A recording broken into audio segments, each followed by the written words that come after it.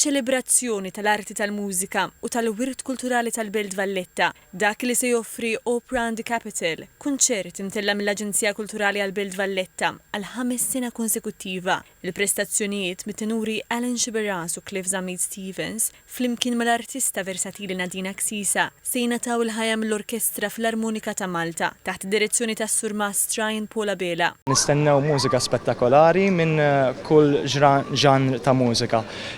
Bħalissa għaddej bil-preparamenti għaddej bil-arranġamenti, jinkludu siltiet mill-opera ma kif ukoll mit-teatru mużikali, mit-ċinema u siltiet ukoll Maltin magħrufin li dak li jkun ovvjament jiġi għaw ikollu sorpriża jkun jafhom żgur. Iċ-Chairperson tal-Aġenzija Kulturali tal-Belt Valletta, Jason Mikallef, għalli dan il-kunċert huwa tweġiba domanda dejjem tikber għall-esperjenzi kulturali fil-beraħ. L-opera kienet dejjem jew tal-inqas aħna dejjem konna naraw isa xi ħaġa li trid tifhem fiha biex tattendi għaliha biex tmur teatru u tipprova tifhimha.